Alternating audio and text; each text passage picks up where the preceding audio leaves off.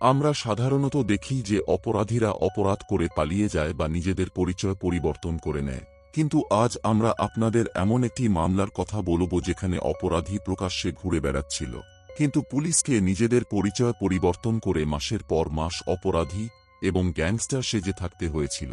আর এটি হয়েছিল নিউজিল্যান্ডে বহু বছরের পুরনো পাকিজা জুবেইরিয়া ডাবল মার্ডার কেস সমাধান করার জন্য। এই মামলার অভিযুক্ত ছিল কমল জ্ঞানেন্দ্র রেড্ডি। তো এই মামলার পুরো গল্পটা কি? পাকিজা কে ছিলেন? তার সঙ্গে কমল রেড্ডির কিভাবে দেখা হয়েছিল? পাকিজা কখন এবং কিভাবে খুন হয়েছিলেন? চলুন এই ভিডিওতে বিস্তারিত সবকিছু জেনে নেওয়া যাক। নিউজিল্যান্ডের পুলিশ যেভাবে এই মামলাটি সমাধান করেছিল তা সত্যিই প্রশংসনীয় ছিল। কিভাবে তা আমরা পরে জানব। আপনি যদি সত্য ঘটনা, অপরাধ ঘটনা ও রহস্যময় কেস পছন্দ করেন তাহলে আমাদের ইউটিউব চ্যানেলটি সাবস্ক্রাইব করুন। একটি সাবস্ক্রিপশনই আমাদের বড় অনুপ্রেরণা। নতুন ভিডিও মিস না করতে বেল আইকনে ক্লিক করুন। আপনাদের ভালোবাসা আমাদের শক্তি। আপনারা এতক্ষণে বুঝে গেছেন যে আমরা যে মামলার কথা বলতে যাচ্ছি তার সম্পর্ক নিউজিল্যান্ডের সঙ্গে। এই গল্পের প্রধান চরিত্রদের কথা বলতে গেলে প্রথম প্রধান চরিত্র হলেন পাকিজা ইউসুফ।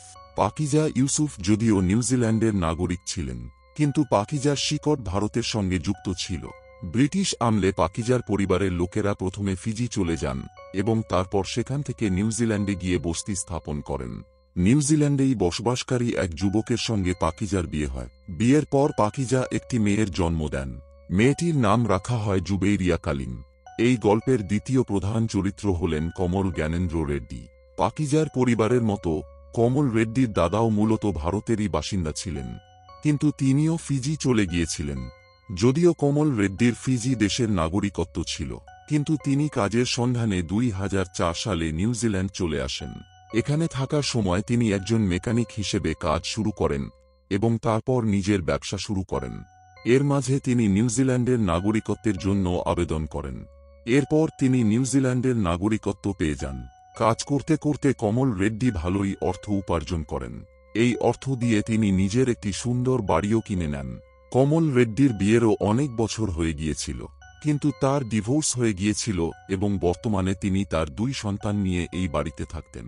2006 সালের দিকে এক দম্পতি ভাড়াটিয়া হিসেবে বাড়ি খুঁজতে খুঁজতে কমল রেড্ডির বাড়িতে পৌঁছায়। এই মহিলা আর কেউ নন, তিনি ছিলেন পাকিজা ইউসুফ। পাকিজার সঙ্গে তার স্বামী এবং তার ছোট্ট মেয়ে জুবেইরিয়া কালিমও ছিল। সবকিছু ঠিক হওয়ার পর পাকিজা ইউসুফ তার স্বামী এবং মেয়ে নিয়ে ভাড়াটিয়া হিসেবে কমল রেড্ডির বাড়ির একটি অংশে থাকতে শুরু করেন। এখান থেকেই এখন গল্পে মোড় এবং পরিবর্তন আসতে শুরু করে। কমল রেড্ডির বাড়িতে থাকতে থাকতে পাকিজা এবং কমলের মধ্যে কথোপকথন শুরু হয়। প্রথমে এই কথোপকথন বাড়িওয়ালা এবং ভাড়াটিয়ার মতো হতো। তারপর যেমন যেমন তাদের দুজনের মধ্যে কথোপকথন বাড়তে থাকে তারা একে অপরের কাছাকাছি আসতে শুরু করেন। পাকিজা এবং কমল রেড্ডির মধ্যে বাড়তে থাকা ঘনিষ্ঠতা পাকিজার স্বামীও বুঝতে পারেন, আর এই কারণে তাদের দুজনের মধ্যে ঝগড়াও শুরু হয়ে যায়। পরিস্থিতি এমন পর্যায়ে চলে যায় যে এখন কমল রেড্ডিও পাকিজার স্বামীর সঙ্গে ঝগড়া করতে শুরু করে। একবার তো পরিস্থিতি এতটাই খারাপ হয়ে যায় যে কমল রেড্ডি পাকিজার স্বামীর উপর হামলা করে বসে। বিষয়টি পুলিশ পর্যন্ত পৌঁছায়, কিন্তু আদালতের শুনানিতে পাকিজা বা তার স্বামী কেউই উপস্থিত হন না। এই কারণে এই মামলায় কমল রেড্ডি বেকসুর খালাস পেয়ে যায়। সময়ের সঙ্গে সঙ্গে পাকিজার ঝোঁক কমল রেড্ডির দিকেই বেড়ে যায়। এর ফলস্বরূপ পাকিজা এবং তার স্বামীর মধ্যে ডিভোর্স হয়ে যায়। ডিভোর্সের পর পাকিজা তার মেয়ে জুবেইরিয়াকে নিয়ে কমল রেড্ডির সঙ্গেই থাকতে শুরু করেন। প্রথমে সবকিছু বেশ ভালোই লাগে, কিন্তু সময়ের সঙ্গে সঙ্গে এখন কমল রেড্ডিও তার আসল রূপে ফিরে আসতে শুরু করে। সে মদের নেশায় প্রায়ই বাড়ি এসে পাকিজাকে মারধর করতে শুরু করে। যেহেতু পাকিজা পরিবারের ইচ্ছার বিরুদ্ধে গিয়ে তার প্রথম স্বামীকে তালাক দিয়েছিলেন, তাই তার সব আত্মীয় স্বজন এমনকি বাবা মাও পাকিজার সঙ্গে তাদের সম্পর্ক শেষ করে দিয়েছিলেন। তাই সব মারধর সহ্য করেও তিনি কিছুই করতে পারতেন না এবং কমলের সঙ্গে একটি টক্সিক সম্পর্কে থাকতেন। তাদের দুজনের বিয়ে হয়নি। যখন কমল রেড্ডি অতিরিক্ত মারধর করতে শুরু করে তখন পাকিজা নিজেই তার মাকে ফোনে কমল রেড্ডির আচরণের কথা বলেন। কমলের সম্পর্কে জানার পরেও পাকিজার বাবা মা খুব বেশি কিছু করতে পারেন না এবং তাদের মেয়ের থেকে দূরত্ব বজায় রাখেন। এভাবে সময় কেটে যেতে থাকে। এমনকি অনেক মাস ধরে পাকিজা অন্য কোনো আত্মীয়ের সঙ্গে কোনো কথা বলেন না। প্রায় 1 বছর কেটে যাওয়ার পর যখন পাকিজার মা তার মেয়েকে ফোন করেন, তখন কোনো উত্তর পাওয়া যায় না। হতাশ হয়ে তিনি কমল রেড্ডির সঙ্গে যোগাযোগ করেন। উত্তরে কমল রেড্ডি জানান যে আপনার মেয়ে তো কয়েক মাস আগেই আমাকে ছেড়ে তার মেয়েকে নিয়ে অন্য এক ছেলের সঙ্গে অস্ট্রেলিয়া চলে গেছে এবং এখন সে সেখানেই থাকছে। এই কথাটি সত্যি মনে করে পাকিজার পরিবারের লোকেরা অনেকবার তার সঙ্গে যোগাযোগ করার চেষ্টা করেন, কিন্তু কোথাও থেকে কোনো খোঁজ পাওয়া যায় না। এমনকি তাদের কিছু দূর সম্পর্কের আত্মীয় অস্ট্রেলিয়ায় থাকেন, তাদের সঙ্গেও পাকিজার ব্যাপারে কথা হয়, কিন্তু পাকিজার কোনো খবর পাওয়া যায় না। এর মাঝে 2007 সাল থেকে 2013 সালের সময় চলে আসে। এত বছর ধরে পাকিজার সঙ্গে একবারও কথা হয় না এবং তার সম্পর্কে কোনো তথ্য সামনে আসে না। তখন পাকিজার মা পুলিশের কাছে যান এবং পাকিজা সম্পর্কিত তথ্য পুলিশকে দিয়ে একটি নিখোঁজ রিপোর্ট দায়ের করেন। তিনি পাকিজা এবং তার মেয়ের নিখোঁজ হওয়ার পেছনে কমল রেড্ডির হাত থাকার সন্দেহ প্রকাশ করেন।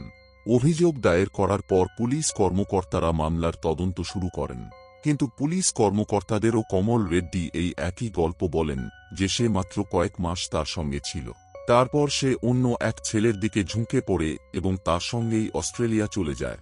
কমল রেড্ডি খুব সহজেই পুলিশ কর্মকর্তাদের কাছে তার গল্পটি বলেছিলেন, কিন্তু পুলিশ কর্মকর্তারা কমল রেড্ডির এই বিবৃতিতে বিশ্বাস করেন না এবং গোপনে একটি তদন্ত শুরু করেন। কিন্তু অনেক মাস ধরে পুলিশ কর্মকর্তারা কোথাও থেকে কোনো সূত্র খুঁজে পান না। তবুও পুলিশ কর্মকর্তারা হাল ছাড়েন না এবং তাদের তদন্ত গোপনে চালিয়ে যান।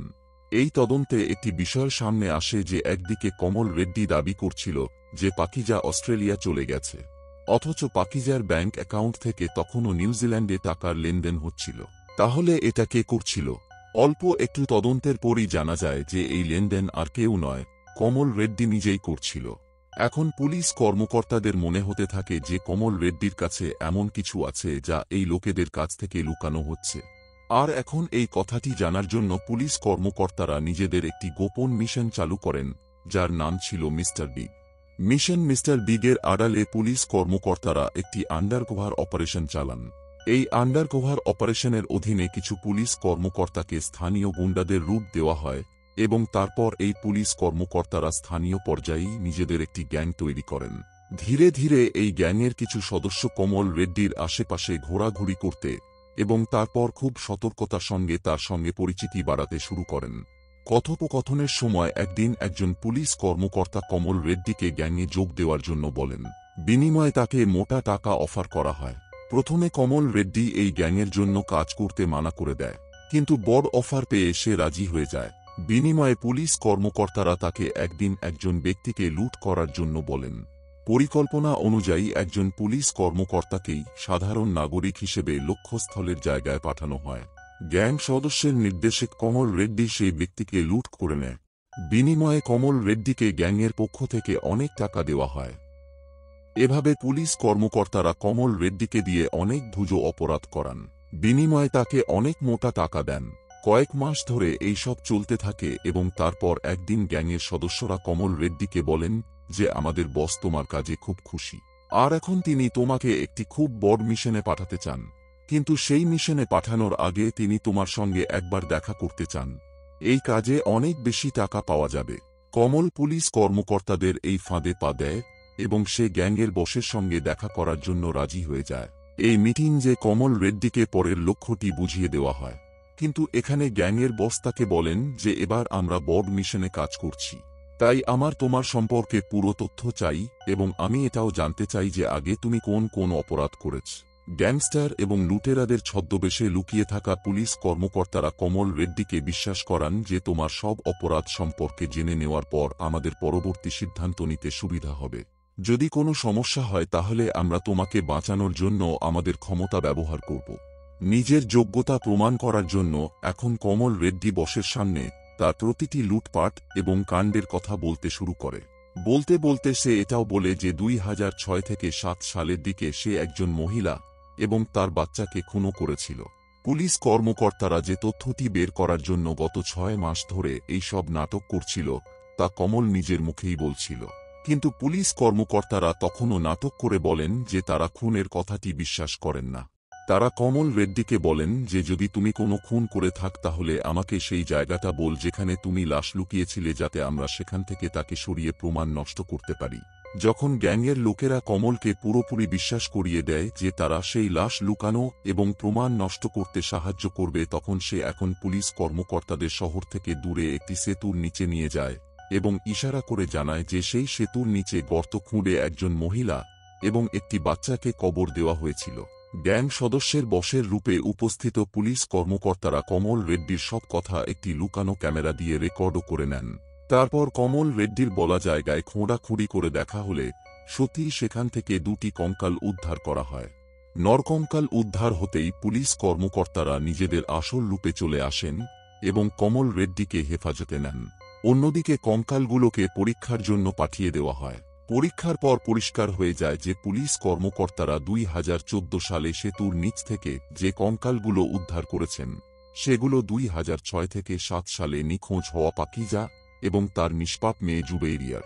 আনুষ্ঠানিকভাবে 19 অক্টোবর 2014-তে কমল রেড্ডিকে হেফাজতে নেওয়া হয় এবং তাকে জিজ্ঞাসাবাদ শুরু হয়।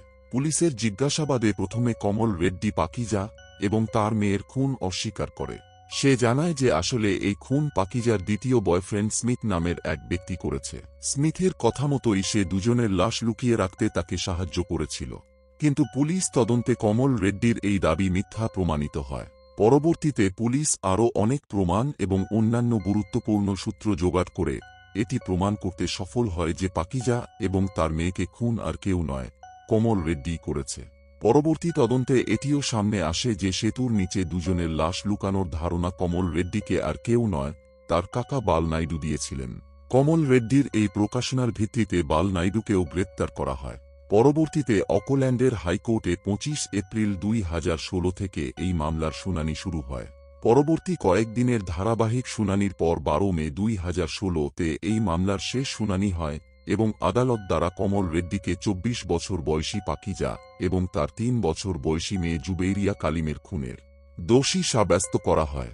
আদালতে প্রমাণিত হয় যে কমল রেড্ডি লোহার ইলেকট্রিক তার দিয়ে পাকিজার গলা টিপে হত্যা করেছিল আর তার 3 বছর বয়সী নিষ্পাপ মেয়েটিকে বালিশ দিয়ে মুখ চেপে মেরেছিল এবং এই সব কিছু কমল রেড্ডি পাকিজার থেকে পিছু ছাড়ানোর জন্য করেছিল, কারণ তার জীবনে অন্য এক মেয়ে চলে এসেছিল।